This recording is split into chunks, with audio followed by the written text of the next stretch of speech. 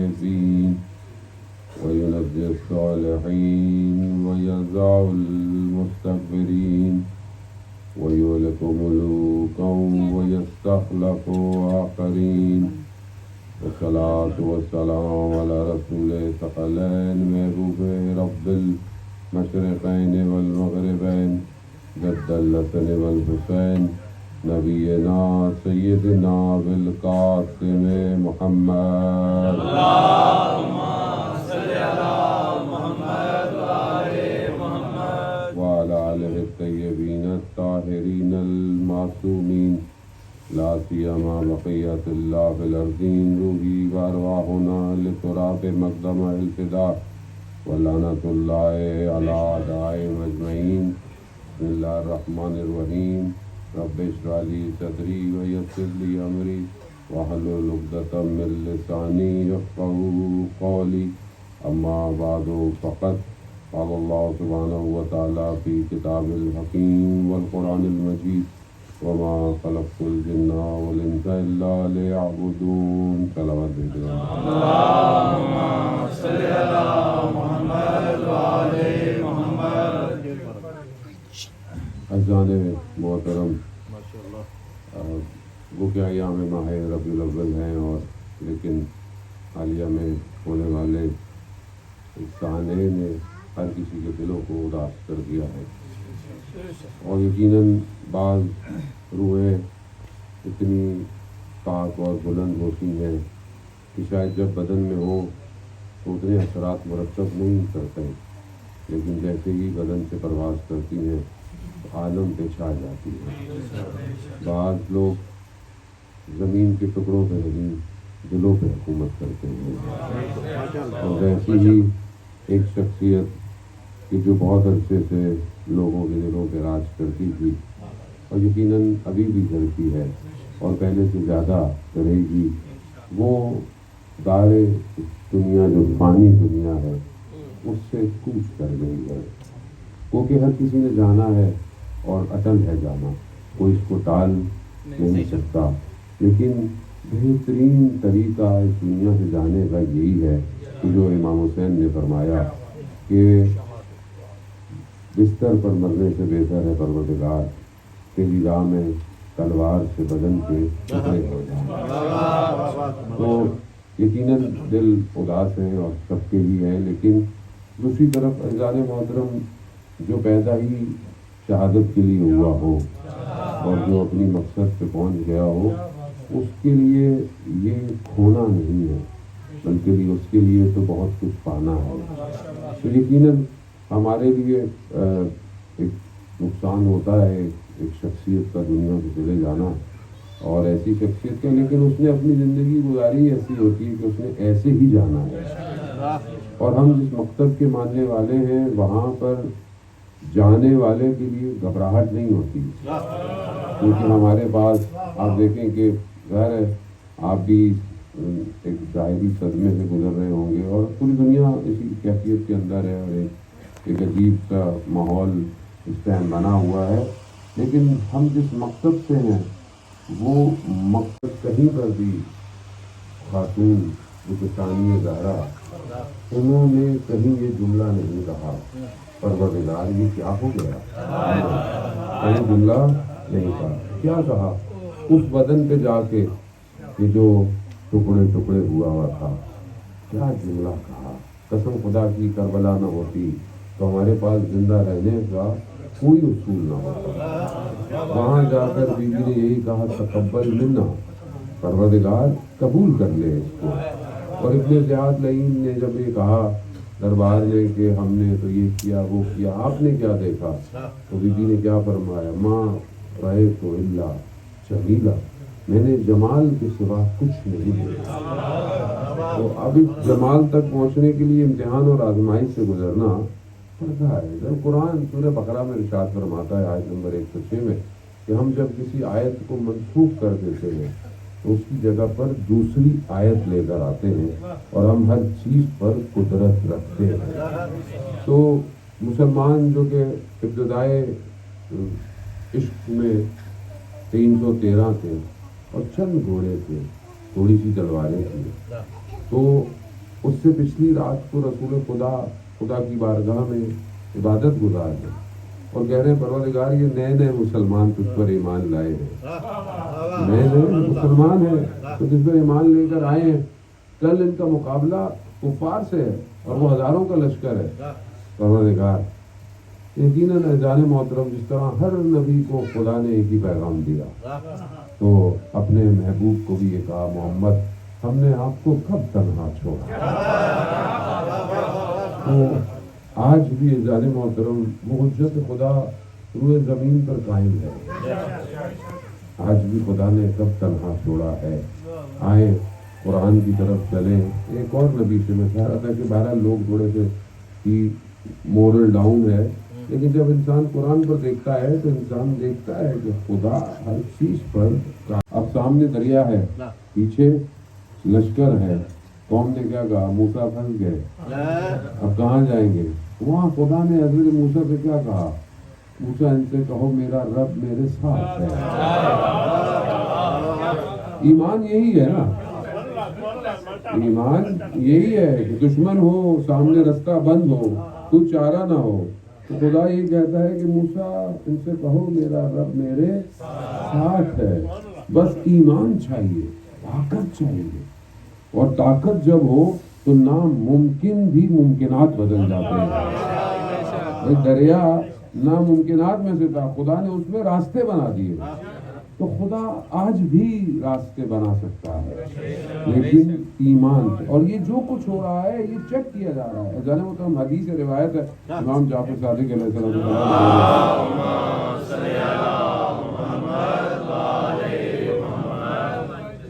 امام ارشاد فرماتے ہیں امام سے کہ آخری زمانے میں جو فتنہ ہوگا اور فتنے کا جو ٹائم ہوگا وہ ایسا ہوگا کہ جس میں انسان جیسے آپ چائے کی چھاننی چھانتے ہیں نا تو جو خالص ہے وہ رک جاتا ہے، باقی نیچے کی طرف بہہ جاتا ہے۔ بس یہ زمانہ ایسے ہی ہے، اس زمانے میں چھاننی چل رہی ہے، لوگوں کے قدم ڈگمگا رہے ہیں، اب لوگ کہہ رہے ہیں یہ کیا ہوگا، یہ کیوں کریں گے، یہ کیا کریں گے، پھر تھوڑے تھوڑے دنوں میں حالات اور ایسے ہوں گے امام کہاں ہیں، امام کیوں نہیں آتے، یہ سب کیوں ہے؟ ایمان چیک کیا جا رہا ہے، جو مضبوط رہے گا وہی کھڑا رہ جائے گا۔ اور ہمارے پاس تو یہ مکتب ہے کہ بہرحال یہ مکتب کہ جس میں مجلس بھی ہے، محفل بھی ہے، میراث بھی، یہ ہے اسی لیے کہ اپنے ایمانوں کو مضبوط رکھو۔ میں نے بھی کل یہی سوچا، واقعہ میں ظاہر ہے کافی جگہوں پر جشن اور سنی عنوان سے آیا ہوا تھا، میں نے بھی سوچا دل نہیں چاہ رہا تھا، بالکل بڑا بوجھل سا انسان ہو جاتا ہے، ظاہر ہے اتنی بڑی ہستی ظاہری دنیا سے پردہ پوش ہو جائے، انسان تو کمزور ہے، رابطوں میں بٹا ہوا ہے، تو وہ دل سے آگے چھوڑ دو سب واپس چلتے۔ پھر یہ ہوا کہ نہیں، ہر کسی کی ذمہ داری ہے، کوئی کہیں لڑ رہا ہے، کسی کو کہیں لڑنا ہے، تو بہرحال جو ہماری ڈیوٹی ہے اس کو انجام دو۔ دشمن تو یہی چاہتا ہے کہ آپ مایوس ہو کے گھر بیٹھ جاؤ۔ جانے رویہ بلند کرنا قوم کا یہی دکھاتا ہے کہ جتنے معروف ہیں اتنے بڑھتے چلے جائیں۔ تو یہ بہرحال راستہ کربلا کا راستہ ہے، اور یہ کارواں امام حسین کا کاروان ہے، اور اس کاروان کی شرط ہی یہی ہے کہ گردن کٹے گی تو پھر آپ اس میں داخل ہوں گے۔ تو یہاں گھبرانا نہیں ہے، یہاں انشاءاللہ اپنے آپ کو مضبوط رکھیں، اپنی ذمہ داریوں کو ہر معاشرے میں جہاں رہتے ہیں اس کو بہترین طریقے سے ادا کریں۔ انشاءاللہ وہ وقت ظہور نہیں کہ جب اتنی بڑی خبریں آ رہی ہوں تو کوئی ایک بڑی خبر کا انتظار کرنا چاہیے، اور کبھی بھی انشاءاللہ وہ یوسف ظاہرہ جو مکہ سے دیوار سے لگ کر یہی کہے گا کہ انا بقیت اللہ، انشاءاللہ اس کا انتظار کریں۔ اللہ تعالیٰ ہمیں اس قابل کرے کہ ہم اپنے امام کے لشکر میں شامل ہو سکیں۔ صلوات بیت محمد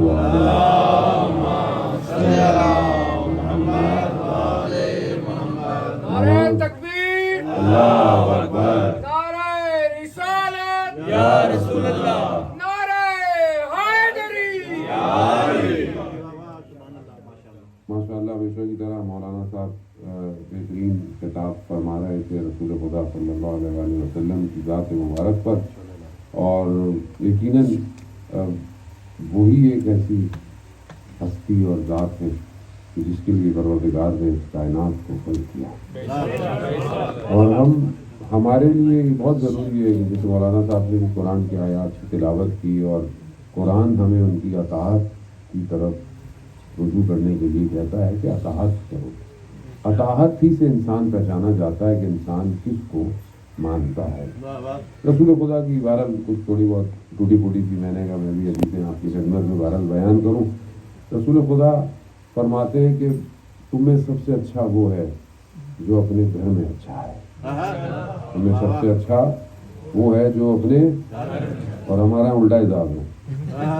ہم باہر اچھے رہتے ہیں، گھر میں، گھر تو گھر ہی ہے، گھر میں اچھا رہنے کی کیا ضرورت ہے. تو رسول خدا فرماتے ہیں تم میں سب سے اچھا وہ ہے جو اپنے گھر میں اچھا ہے، اور میں تم میں سب سے بہتر ہوں کیونکہ میں تم میں سب سے بہتر اپنے گھر کے اندر ہوں. جانے محترم، یہاں بہرحال گفتگو کا آغاز یہ کہ انسان اگر چاہتا ہے اپنے آپ کو بہتر کرنا تو پہلی چیز گھر ہے. اگر انسان ایک گھر کو مینیج کر سکتا ہے اچھا، اور گھر میں اپنا کردار اچھا ادا کر سکتا ہے، باہر بھی وہ اچھا ہے. ورنہ ہو سکتا ہے باہر انسان دکھاوا کرتا ہو، ریاکاری کرتا ہو، منافقت کرتا ہو، گھر کے اندر کچھ اور، والدین کا احترام نہ کرتا ہو، بچوں کے ساتھ صحیح طریقے سے پیش نہ آتا ہو، زوجہ کے ساتھ بد اخلاقی کرتا ہو خدا نہ خواستہ، تو ایسا شخص رسول کا امتی نہیں ہو سکتا. رسول خدا کے لیے اگر پیکر کرنا ہے تو گھر سے ابتدا کرنی پڑے گی. یہی چیز ہے کہ انسان کو کمال پہ لے کے جاتی. بہت سارے لوگ باہر وظیفے ڈھونڈتے ہیں، چلے ڈھونڈتے ہیں، مسجدوں میں بیٹھنا ڈھونڈتے ہیں. ایک شخص کہ ہر وقت مسجد میں بیٹھا رہتا تھا، عبادت کرتا رہتا تھا، گھر والے پریشان کہ گھر کی طرف توجہ کرے، نان نفقہ کرے، نہیں بس عبادت سجدے.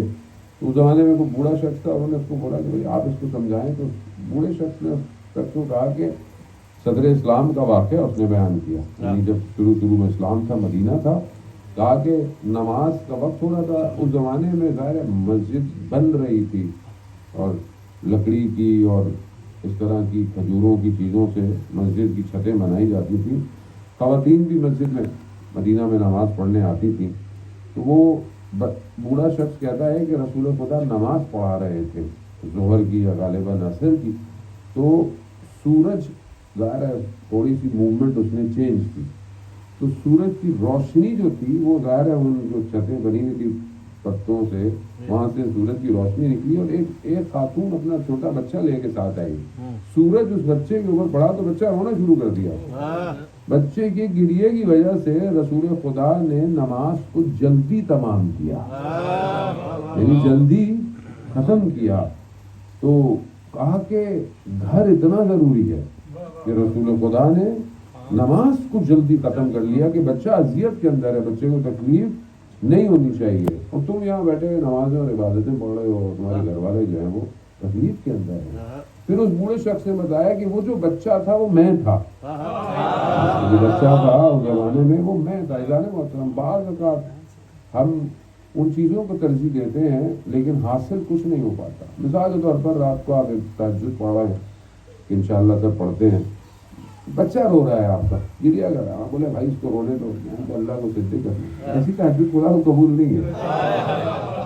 شاید بچے کو چپ کرا لینا آپ کی تہجد کی نماز سے افضل ہو جائے اس وقت ضرور یہ. بہرحال آپ جس چیز کو دیکھتے ہیں تو یہاں انسان ابتدا جو ہے وہ اسے اپنے آپ سے کرے. اسی لیے رسول خدا کی جو ذات ہے، سیرت ہے، وہ جامع سیرت ہے. اسی وجہ سے قرآن نے یہ کہا کہ تمہارے لیے اسوہ حسنہ یعنی رول ماڈل جو ہے وہ صرف اور صرف رسول خدا کی ذات ہے. یہ آپ کے سامنے آج دنیا میں آپ جا کے بچے بیٹھے ہوئے ہیں، جوان بھی ہیں، ہر کسی کو اپنا رول ماڈل بناتے ہیں. ظاہر انسان کسی پروفیشن میں ہے تو اس کو مینٹور بناتا ہے، اس کو فالو کرتا ہے.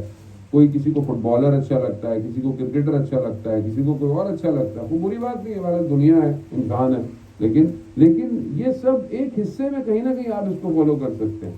کسی کو لباس میں فالو کر سکتے ہیں، کسی کو کام میں فالو کر سکتے ہیں. لیکن ایک جامع شخصیت جس کو قرآن کہہ رہا ہو کہ جس کو تم فالو کر سکتے ہو، وہ کوئی اور نہیں ہے، وہ صرف اور صرف رسول کی ذات ہے. اب ہم اپنی زندگی میں جانے محترم تھوڑا تجزیہ کریں. واہ واہ تو ہم کرتے ہیں، تھوڑا تجزیہ کریں کہ ہم رسول خدا کو کتنا فالو کرتے ہیں. اب کوئی واہ واہ نہیں کرے گا. کیونکہ انسان جو ہے وہ بعض اوقات سب کچھ پڑھتا ہے، سیرت نبی اس نے پڑھی نہیں ہوتی، واٹس ایپ پڑھ لیا، دنیا جہان کی شاید ناول بھی پڑھ لی ہے، لیکن بعض اوقات زندگی میں اتنا موقع نہیں ملا کہ ایک کتاب سنن نبی پہ پڑھ لوں. کیوں؟ حالانکہ اس سے بہتر تو کوئی ذات ہے ہی نہیں. لیکن انسان ہوتا ہے نعتیں سننی ہے، وہ بھی 12 ربیع الاول سے 15 ربیع الاول کے درمیان، اس کے بعد کہاں رسول کی ذات ہماری. یہ المیہ ہے. آج کیوں پریشانی ہے معاشرے کے اندر؟ کیونکہ جس کو فالو کرنا ہے اس کو فالو نہیں کرتے. جیسی شخصیت ہونی چاہیے ہماری، ظاہر انسان وہ تو نہیں بن سکتا، کوئی بھی نہیں بن سکتا، لیکن انہوں نے اپنی زندگی کو، بشری زندگی کو گزارا ایسے ہے کہ تم اس کو فالو کر سکتے ہو. جب قرآن کہہ رہا ہے اللہ اطاعت کرو، اگر اطاعت نہیں کر سکتے ہوتے تو قرآن کبھی بھی حکم نہیں دیتا کہ اطاعت نہیں کر سکتے تھے. یعنی جو کام انہوں نے اپنی زندگی میں کیے تم اس کی اطاعت کر سکتے ہو، تم کرو اس کو. اب رسول خدا آپ دیکھیں گھر کے اندر، رسول خدا ہمسایوں کے ساتھ، رسول خدا بچوں کے ساتھ، رسول خدا کوئی مدینہ کا بچہ یہ نہیں کہہ سکتا تھا کہ ہم نے سلام میں کبھی پہل کیا ہو. رسول خدا سلام میں بچوں کو پہل کرتے تھے. ہمارے یہاں تو کوئی بچہ سلام نہ کرے بولے بھائی کس کے بیٹے ہو، سلام نہیں سکھایا تمہیں، بڑوں کو ادب کرنا نہیں سکھایا، آپ کر لیں سلام. آپ دیکھیں یہی تو وجہ تھی کہ مدینہ کے یتیم بچے بھی افتخار کرتے تھے کہ ہم وہ ہیں کہ جسے رسول نے اپنی گودوں میں اٹھایا. یہ ایک سیرت ہے، انسان کی سیرت ایسی ہونی چاہیے. اور بہت ساری چیزیں، بہرحال سلام جو ہے وہ ایک ایسی چیز ہے کہ ایک روایت میں ہے کہ رسول خدا حضرت محمد مصطفیٰ صلی اللہ علیہ وسلم رسول خدا جا رہے تو شیطان جو ہے وہ نبی کے سامنے آیا ہے، تشریف لایا ہے. تو ایک جگہ شیطان جو ہے وہ ایک انسان کی صورت میں آیا اور بہت کمزور ہوا ہوا. رسول خدا نے پوچھا کہ بھائی اتنے کمزور کیوں ہو رہے ہو؟ تو کہتا ہے کہ جب مسلمان آپس میں ملتے ہیں اور ایک دوسرے کو سلام کرتے ہیں تو میں کمزور ہو جاتا ہوں. اب یہ کتنا بڑا ایک نقطہ ہے کہ آپ سے جو سلام کرنا کتنی محبت پیدا کرتا ہے. مثلا آپ تھوڑے سے ناراض سے ہو، آپ کو سلام کر دیں تو آپ کی ناراضگی دور ہو جاتی ہے. ہم تو اسی پر لڑتے ہیں، اس نے پہلے سلام کیوں نہیں لکھا، اس نے کیوں نہیں لکھا. یہ اسی چیز میں ہم تو رہ گئے، جبکہ سلام پہلے کرنے والے کو ثواب بھی زیادہ ہے. اس کے باوجود ہم انتظار کرتے ہیں یہ کرے، دوسرے کو ثواب دینے کے چکر میں لگتا ہے ہمارا کون بھرا ہوا ہے ثواب سے. آپ پہلے سلام کریں. اور اس سے شیطان بھی کمزور ہو رہا ہے. پھر ایک اور چیز جو شیطان اسی حدیث کے اندر ہے کہ رسول خدا بول رہا ہے کہ جب لوگ کھانے پر بیٹھے بسم اللہ پڑھیں تو بھی میں کمزور ہو جاتا ہوں. انشاءاللہ کہ بچے تو بڑھتے ہیں، بڑے بھی بڑا کریں. تیسری چیز کہ جب کوئی استغفار کرتا ہے، استغفر اللہ ربی واتوب ہو جائے تو بھی شیطان جو ہے وہ کمزور ہو جاتا ہے. تو یہ بہرحال چھوٹی چھوٹی سی چیزیں کہ انسان بہت آسانی سے اس کو اپنی زندگی کے اندر عمل کر سکتا ہے. ظالم محترم، ایک ایسی ہستی اور ایک ایسی ذات کہ جس کے لیے جیسے کہ مولانا صاحب نے قرآن کی آیات کو بیان بھی کیا اپنے سامنے، جہاں آیتیں ڈائریکٹ بھی مستقیم بھی بیان کر رہی ہیں، انڈائریکٹ بھی بیان کر رہی ہیں، اور سارا خطاب رسول سے ہے. اگر کوئی واقعات دوسرے نبیوں کے بھی ہیں تو بھی رسول سے کہا جا رہا ہے کہ فلانے نبی کا ذکر ہے، فلانی امت کو یاد کرو، ہم نے فلانے کے ساتھ. یہ سارا قرآن جو ہے وہ خدا اور اس کے محبوب میں گفتگو ہے. یہ تو کرم انہوں نے کیا کہ اس گفتگو کو ہمارے لیے اتار دیا. کرم تو انہوں نے کیا، گفتگو تو ورنہ غار حرا میں رہتے، خالق اور محبوب کی گفتگو. لیکن انہوں نے کرم کیا کہ نہیں، میری مخلوق تک بھی جاؤ. اب اس پر رسول خدا نے آپ دیکھیں کہ ایسی ہستی کہ مشکلات اور 13 سال مکہ کے آپ کے سامنے ابتدائی کس طریقے سے سختیاں برداشت کی. شیب ابی طالب نے پتھروں کو اپنے شکم سے باندھا ہے، پتھروں سے لہو لہان کر دیا، لیکن کہیں رسول خدا نے بد دعا نہیں دی. فرق ہے. دیکھیں جو ہادی ہے اس میں اور دائرہ عام شخص میں بہت فرق ہے. جو ہدایت دینے آیا ہے وہ شخص کو اور برائی کو الگ دیکھتا ہے. یہ یاد رکھیے گا. اگر رسول خدا کے اندر خدا کی وہ رحمانیت نہ ہوتی کبھی بھی کوئی کافر مسلمان نہیں ہوتا. کافر تھے نا, کوئی پتھر مارا طائف میں, لہو لہان کر دیا. جبرائیل آئے, کہا کہ بھائی وادی کو پہاڑوں کے درمیان میں ختم کر دوں. کہا نہیں, ہو سکتا ہے کوئی ایک شخص ہدایت پا جائے. ایک شخص جب ہدایت پاتا تھا رسول خدا اتنا خوش ہوتے تھے. کیوں؟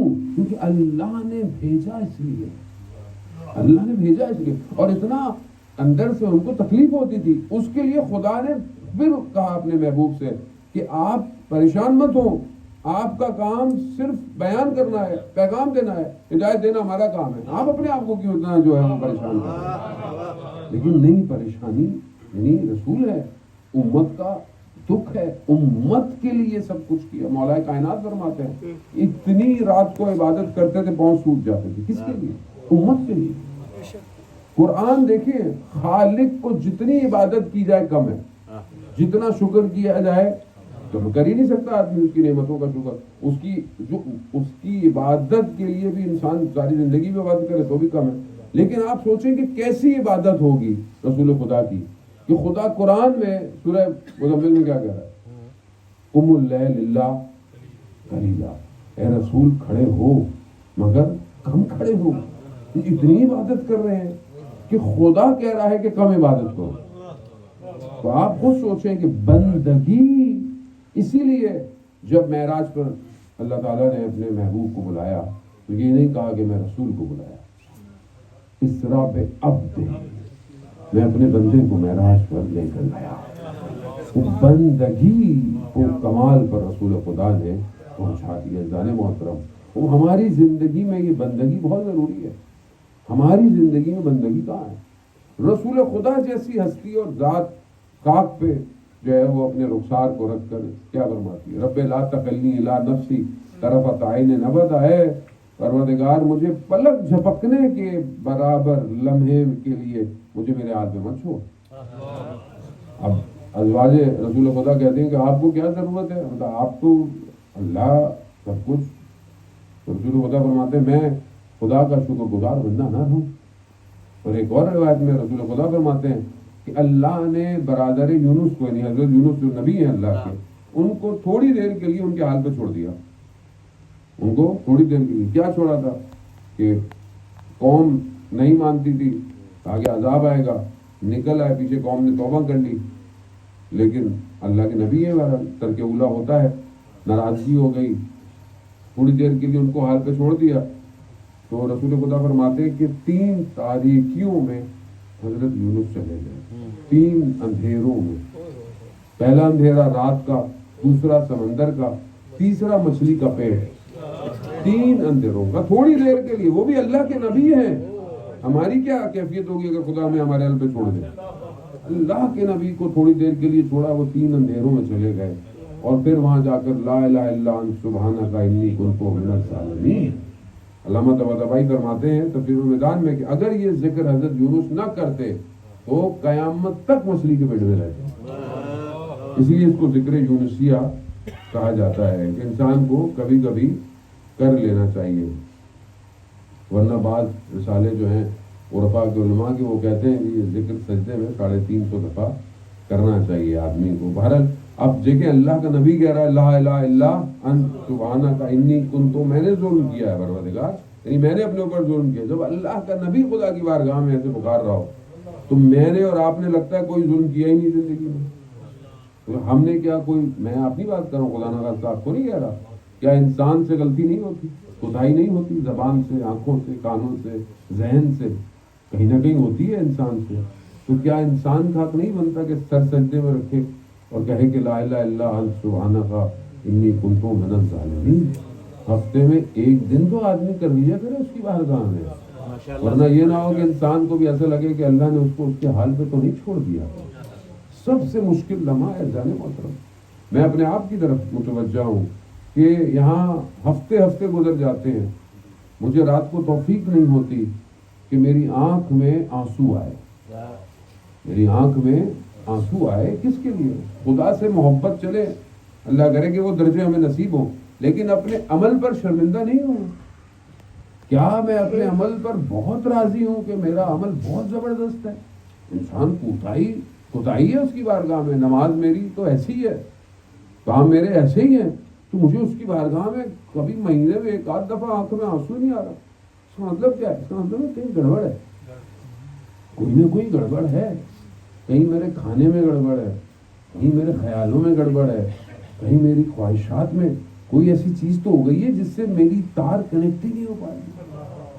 اور وہاں رسول کو اللہ کہہ رہا ہے, اتنا کنیکٹ ہے رسول کہ اللہ کہہ رہا ہے قم اللیل للہ, کھڑے ہو رسول, کم کھڑے ہو. جانے محترم, یہ رابطہ بہت ضروری ہے. تمام انبیاؤں نے یہ جو رابطے کو بیان کیا ہے آئے اس لیے تھے. وہ ان کا کام, نبیوں کا کام کیا تھا؟ لا الہ الا اللہ. اس کے علاوہ نبیوں کا اور کوئی کام نہیں تھا. اور اگر امت لا الہ الا اللہ تک نہ پہنچ پائے, آج امت کے اندر مشکل تو یہی ہوئی ہے کہ زبان سے تو لا الہ الا اللہ ہے, وجود سے لا الہ الا اللہ نہیں ہے. سجدے تو ہیں مگر انسان اپنی ذات اور اپنی نفس کو سجدے کر رہا ہے. انسان اپنی خواہشات میں بٹا ہوا ہے. اب آپ سوچیں کہ اس حالت میں ہم کس طرح رسول خدا کی اطاعت کریں گے؟ رسول خدا صلی اللہ علیہ وآلہ وسلم ارشاد فرماتے ہیں,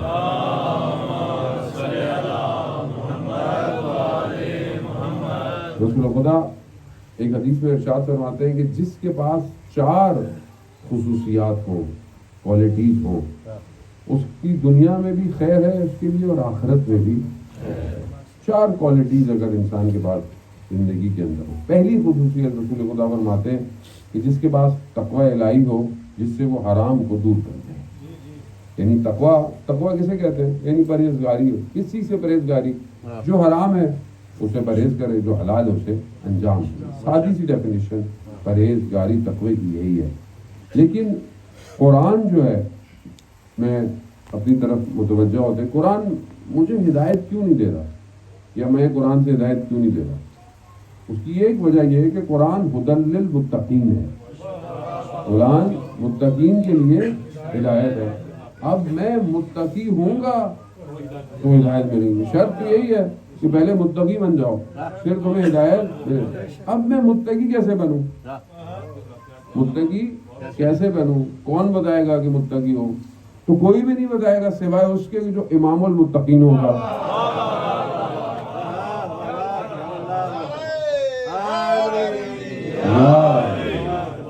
اب آپ دیکھیے نا کہ باقی ٹائٹل تو لوگوں نے لیفٹ رائٹ کر لیے, لیکن امام المتقین کا ٹائٹل کوئی لے ہی نہیں سکتا تھا. تقویٰ چاہیے نا. اب تقوی کو اس مقام پر ہو کہ آپ امام المتقین ہوں. اب یہ امام المتقین ہی بتائیں گے کہ متقی کسے کہتے ہیں. تو کیا میری زندگی میں کبھی فرصت ہوئی اتنی کہ میں امام المتقین کی وہ گفتگو پڑھ لیتا, سن لیتا, دیکھ لیتا کہ جہاں متقین کی صفات بیان کی گئی ہیں؟ یہ تو پھنس گئے مولانا صاحب, کیا کریں. تو میں بہرحال میں آپ جیسے ہی ہوں, میں کوئی آپ سے وہ بہت بہتر تو نہیں ہوں. میں تو صرف ایڈریس آپ کو دے سکتا ہوں. مولانا صاحب آپ کے درمیان میں یقیناً بیان کیا ہوگا انہوں نے کہ متقین کی صفات جو ہے وہ نہج البلاغہ میں امام نے بیان کی ہے. اور خطبہ نمبر 190 شاید پرنٹ میں وہ اوپر نیچے آگے پیچھے ہو جائے, جسے خطبہ حمام بھی کہتے ہیں. بس میری گزارش اتنی سی ہے, میں یہ بھی نصیحت اپنے آپ ہی کو کرتا ہوں کہ انسان مرنے سے پہلے, اور مرنا کب ہے کوئی پتہ نہیں ہے, تو بس آپ کی مرضی ہے, اب آپ جب دل چاہے. انسان مرنے سے پہلے ایک دفعہ اس خطبے کو پڑھ لے کہ جب قبر میں مولا آئے تو انسان شرمندہ نہ ہو. کہا کہ مولا میں نے ایک دفعہ بھی خطبہ نہیں پڑھا. مولا تو بولیں گے تمہاری زندگی میں اتنی فرصت نہیں تھی, تم متقین کی صفات کو پڑھ لیتے. جانے محترم, میں بھی بہرحال گزر نہیں جاؤں گا, میں بھی ایک پیراگراف پڑھ کے جاؤں گا خطبہ متقین کا. متقین کی صفات بہرحال خطبہ امام میں اس کی ابتدا بہرحال مختلف سی ہے, پھر بہرحال اس میں بہت بڑا نہیں ہے کہ آپ گھبرائیں کہ بہت بڑا خطبہ نہیں ہے, تھوڑا تھوڑا پڑھے. اور اتنا مشکل بھی نہیں ہے. جانے محترم کے بعد میرے جیسے مولویوں نے مشکل بھی کر دیا کہ وہ متقین, اب ہم کیسے متقی ہوں گے. نہیں, دیکھیں صفات بہت ساری ہیں. بہت ساری کوالٹیز ہیں. اگر 2 کوالٹیز بھی آ جائیں تو پرسنٹیج تو آ گئی نا بھائی. 1%, 2%, 10%, 25% تو آ تو گئی نا. باقی مولا جانے انشاءاللہ, اور مولا کا ہی متقی جانے.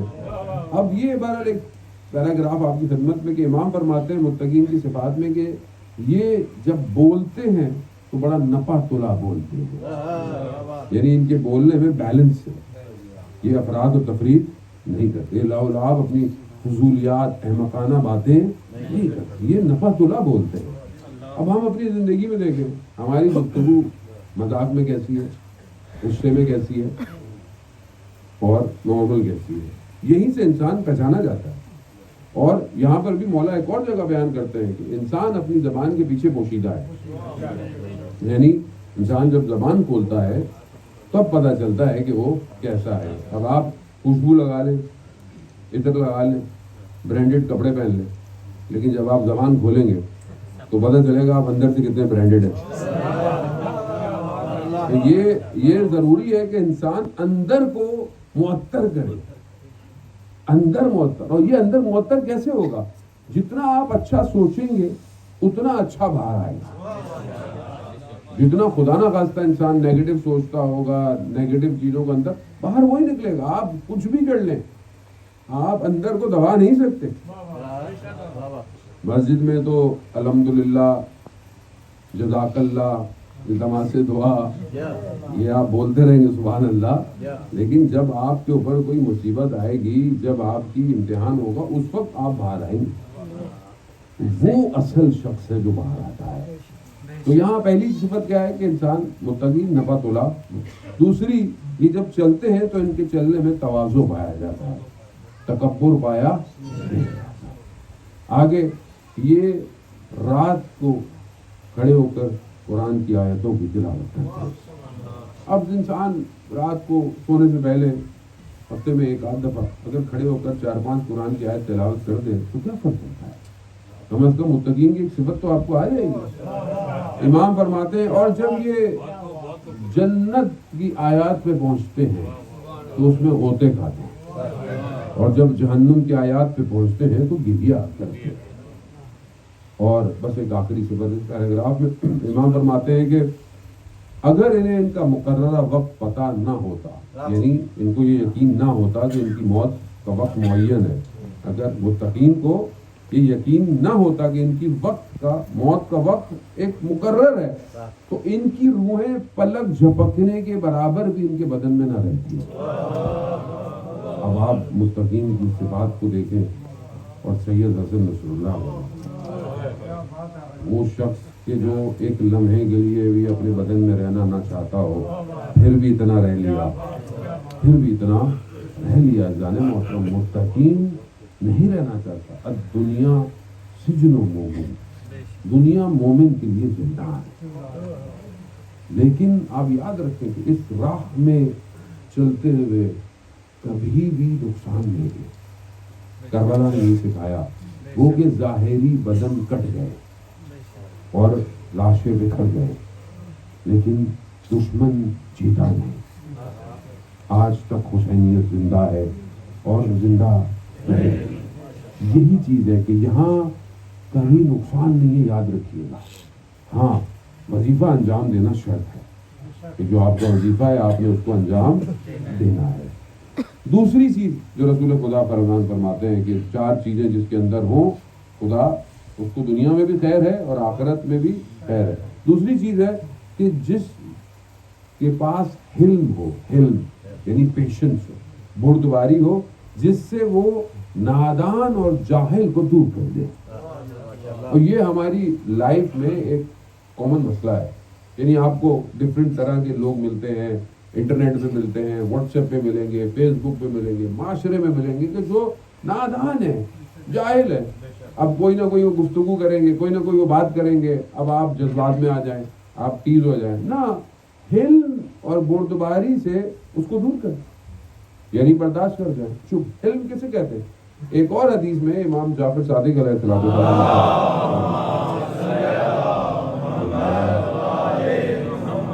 حلم کے لیے امام فرماتے ہیں کہ اگر کوئی تمہیں ایک دفعہ برا کرے تو تم اسے 10 دفعہ برا مت کہو، بلکہ اگر وہ تمہیں 10 دفعہ برا کہے تو تم اسے 1 دفعہ بھی برا مت کرو۔ اس کا تعلق حق اور باطل کی گفتگو سے نہیں ہے، یہ تعلق پرسنل زندگی کے اندر جو انسان کے معاملات ہیں اس سے، بلکہ امام آگے فرماتے ہیں کہ اگر یہ تمہارے ساتھ کرے، بلکہ تم اسے یہ کہو کہ اگر یہ برائی میرے اندر پائی جاتی ہے تو خدا میری ہدایت کرے، اور اگر یہ برائی میرے اندر نہیں پائی جاتی تو خدا تمہاری مغفرت کرے۔ یعنی ہم کیا زندگی میں کبھی کیا کسی کے لیے کسی نے ہمارے لیے برا کہا، انہوں نے اللہ بیڑا اٹھا لیا، دعا کریں آپ اس کے لیے کہ اللہ اس کو ہدایت دے۔ جانو تو رسول خدا کی ذات سیرت سے یہی تو سیکھا ہے کہ کفر الگ تھا، کافر الگ تھا۔ رسول خدا نے کافر پہ کام کیا، کفر کو دور کر دیا۔ اگر چاہتے ہیں معاشرے میں اچھائی ہو تو برائی سے نفرت کریں، شخص سے نفرت نہ کریں، شخص سے محبت کریں۔ اگر آپ محبت نہیں کریں گے تو وہ اچھائی کی طرف، ہم بعض اوقات کسی نظریے کی وجہ سے، کسی انسان کی کسی ایک عادت کی وجہ سے اس سے پوری نفرت کرنا شروع کر دیتے ہیں، غلط ہے یہ، تو یہ سیرے نبی نہیں ہے۔ اگر آپ چاہتے ہیں کہ لوگوں کو ہدایت پہ لے کر آئیں تو آپ کو برائی کو الگ دیکھنا پڑے گا، شخص کو مخلوق پروردگار دیکھنا پڑے گا۔ تو ہمارا بھی تو یہی حال ہے نا، ہم بھی تو ویسے ہی ہیں۔ اگر ہمارے اندر کون سی تو اچھائی ہے، میں اپنی بات کر رہا ہوں، اگر خدا اپنے ولیوں کے ذریعے سے ہمارے جیسے طالب علم کی ہدایت نہ کرتا تو اگر صرف ہماری برائیاں دیکھتے تو کبھی بھی ہدایت نہیں ہونی تھی۔ انہوں نے برائی کو الگ دیکھا، ہمیں الگ دیکھا، اور ہم پر کام کیا، برائی کو ہم سے دور کیا، ہمیں بہتر بنانے کی کوشش کی، اللہ کرے کہ ہم بہتر ہو جائیں۔ جانے محترم، تو یہ بہت ضروری ہے، یہ حلم جو ہے، یہ پیشنس معاشرے میں ریکوائرڈ ہے۔ انسان ابھی اتنا بے صبرا ہو چکا ہے، یعنی اس کے اندر کنٹرول نہیں۔ اس کی ایک وجہ آج معاشرے کا سوشل سسٹم بھی ہے، خاص طور پر سوشل میڈیا، کہ انسان کے اندر اضطراب پایا جاتا ہے، انسان ایک عجیب سی عجلت میں ہے۔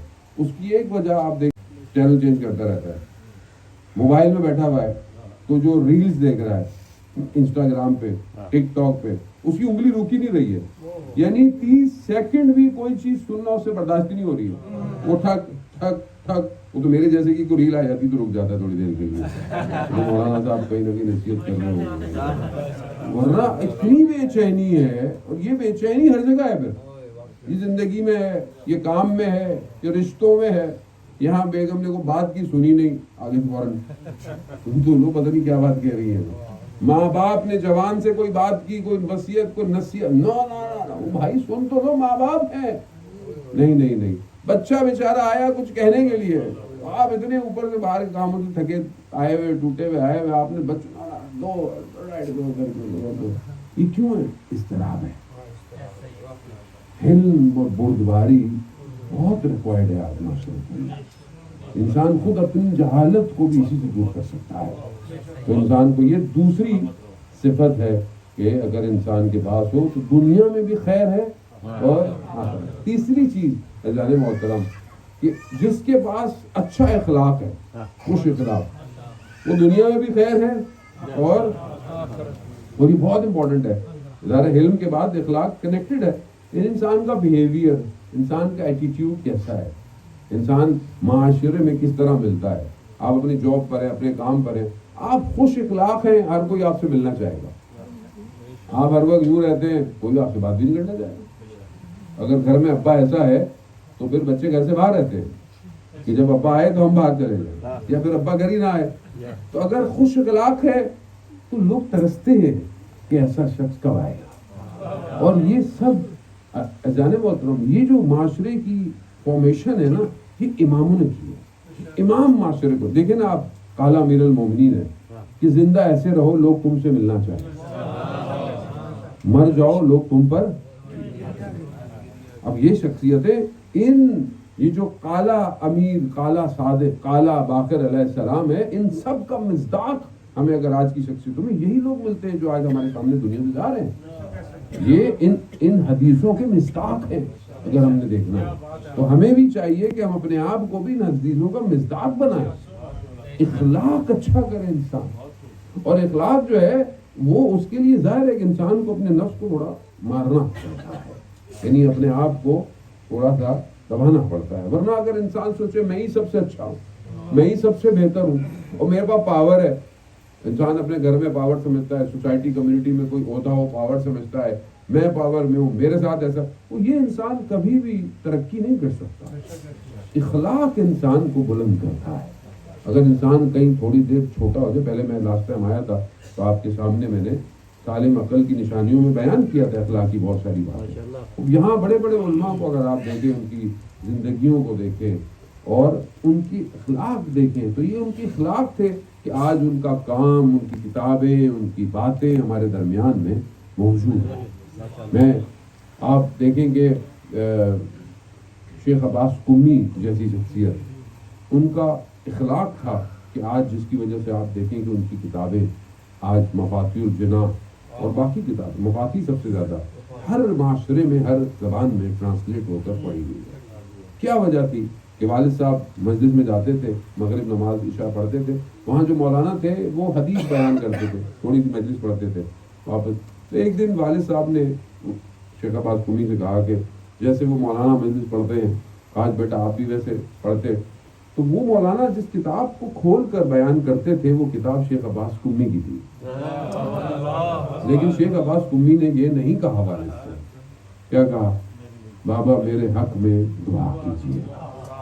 آج آپ دیکھیں وہ کتاب, application Shia tool kit, divine pearls, duas.org, یہ ساری ویب سائٹ, یہ سب مفاتیح الجناح میں سے ہے. تو آپ یہ اخلاق بہت ضروری ہے. یہ اخلاق اگر انسان پیدا کر لے تو آتا ہے انسان کی زندگی میں. ٹیسٹ آتے ہیں, غصہ آئے گا, کوئی آپ کو ٹیسٹ لکھ رہا ہوگا, کوئی فیملی میں کوئی بات ہو جائے گی, بہن بھائیوں میں کوئی بات ہو جائے گی, رشتوں میں, محلے میں, کہیں پہ بھی آپ, وہاں اگر آپ نے اپنے اس اخلاق کو تھوڑا سا کنٹرول کر لیا, آپ خود بخود رشد کریں گے. یہ آپ دیکھیے گا, خود بخود انسان ترقی کرتا ہے. کیوں؟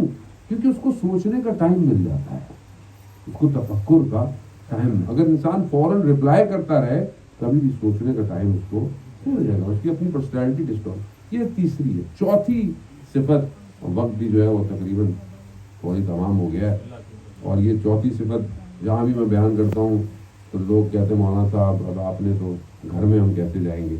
چوتھی صفت یہ ہے, رسول خدا فرماتے ہیں کہ جس کی بیوی جو ہے وہ شائستہ ہو, شائستہ بازی مت ڈھونڈیے گا, شائستہ ہو یعنی اچھی ہو, نیک ہو, تو اس کی دنیا میں بھی خیر ہے اس کے لیے, اور اس کی آخرت میں بھی خیر ہے. تو یہ چار صفات انسان محترم انسان بہرحال اپنی زندگی میں کوشش کرے کہ ان کو اپنے اندر ایجاد کرے. اور پھر انسان, رسول خدا ایک اور حدیث میں ارشاد فرماتے ہیں کہ جو ایک شخص کسی کے گناہوں کو چھپائے گا, خدا روز قیامت میں اس کے عیبوں کو بھی چھپائے گا. اور یہ بھی معاشرے میں مبتلا بے ایک مسئلہ ہے, مثلا کہ آپ کو خدا نہ خواستہ کسی کے بارے میں پتہ چل جائے تو آپ نہ بتائیں گے. اگر خدا نہ خواستہ اس سے کوئی پرابلم نہیں ہوتی کسی کو سوسائٹی میں, آپ نہ بتائیں کسی کو. آپ نے اگر پردہ ڈال دیا تو خدا بھی پردہ ڈال دے گا. اور آخری حدیث, اور پھر آپ سے التماس دعا, کل انشاءاللہ چھٹے امام کی گفتگو خدا میں توفیق دے. رسول خدا فرماتے ہیں اگر کوئی میری حدیث کو بیان کرے اور اس سے ایک سنت قائم ہو جائے اور ایک بدعت دور ہو جائے تو اس کو جنت ہے. مولانا صاحب اور ہم نے تو اپنا پیکج جو ہے وہ پورا کر لیا انشاءاللہ کہ آپ ایک آدھ تو سنت اجرا کر ہی لیں گے گھر جا کے, تو ہمیں بھی اور انشاءاللہ آپ سب کو بھی جو ہے وہ انسان کو, اور بہرحال آپ کے لیے بھی جنت میں چلے. ایک حدیث اور دے دیتا ہوں کہ آپ لوگ مایوس نہ ہو کہ آپ کو جنت نہیں ملے گی. جو اگر کوئی شخص بیمار ہو, مریض ہو, اور ایک شخص اس کے لیے کوشش کرے, کوئی بھی کوشش کرے, مالی کوشش کرے, مشورہ دے, ڈاکٹر پہ لے جائے, ڈاکٹر کا بتائے, کچھ بھی کرے, دعا کرے, کوئی کوشش کرے, لیکن اس کی کوشش جو ہے وہ کامیاب نہ بھی ہو تو بھی پروردگار کہتا ہے وہ بالکل ایسے ہی ہے جیسے ماں کے پیٹ سے پیدا ہوا.